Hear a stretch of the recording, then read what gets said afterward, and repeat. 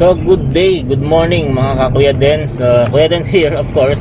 Andito ngayon tayo kay Buknoy at titingnan natin, puntahan natin yung tawag ito, Binyan Bajaj branch, kung saan magpapayos tayo ng preno ni Buknoy. At the same time papa-change oil na rin natin. Okay, kasi sa mga nakaraan nga nagkukwento ko sa inyo, yung preno ni Buknoy, ating Bajaj, ay nasunog dahil naiwan kong naka-engage yung handbrake, no, habang tumatakbo ko mula Carmona hanggang Dasma.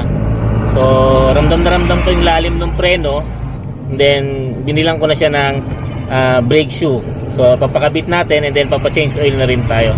So later on ay makita nyo sa ating mga videos ano yung proseso ng pagpapaano natin, o paayos natin kay Bajaj.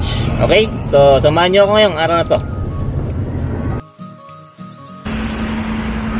So dito tayo ngayon sa Bajaj, sa ano ba to? Bajaj Binyan branch, katabi ng Moto Central, para ipa-PMS si Buknoy natin. At the same time papalitan natin yung tawag ito, yung brake shoe niya na nasunog. Mamaya kakwento ko sa inyo. Okay? So naipasok na ho dito sa area nila kung saan naayusin yung ating Bajaj. Nakapagbayad na rin tayo ng pyesa. So ang wala akong pyesa is yung oil, saka oil filter. So dito yan, Moto Central, Bajaj Binyan branch. Ayan.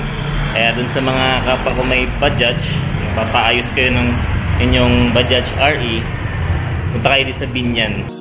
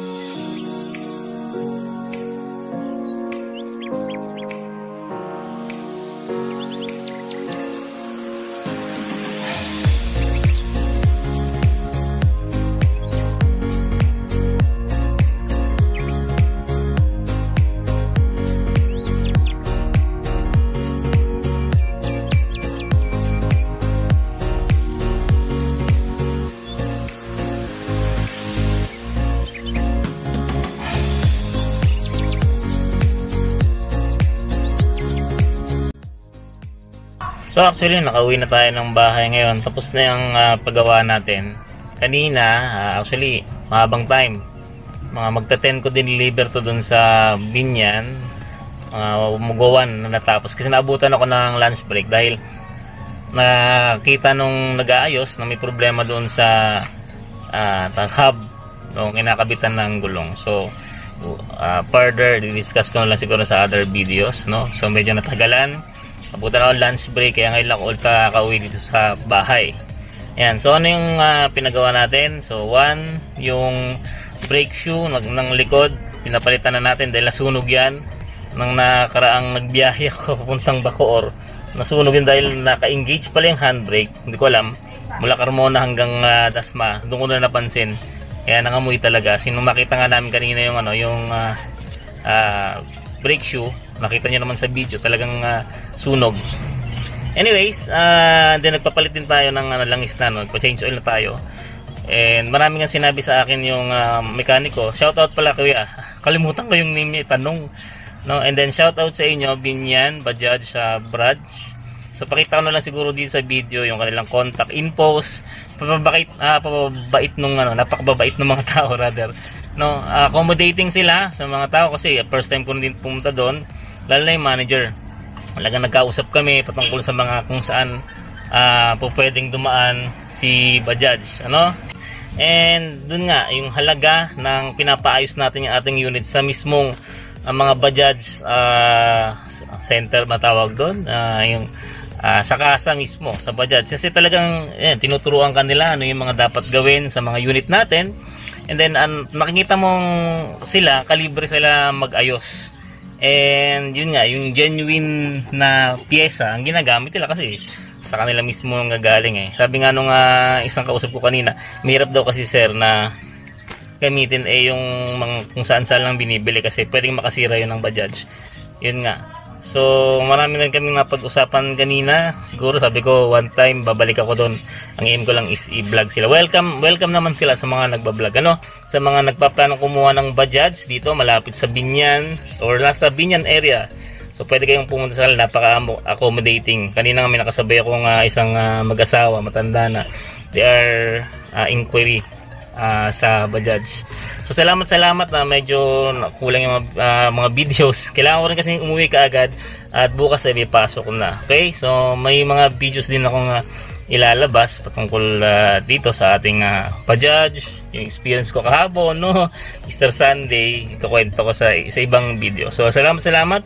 You know the drill. Kuya, sa mga kakwedens natin, like and share our videos. At sa mga hindi pa nakasubscribe, alam niyo na dapat gawin. Subscribe to our channel. This is your Kwedens with Buknoy. Nasa inside ako ni Buknoy. Nagpapasalamat sa mga salamat. Kwedens, signing off.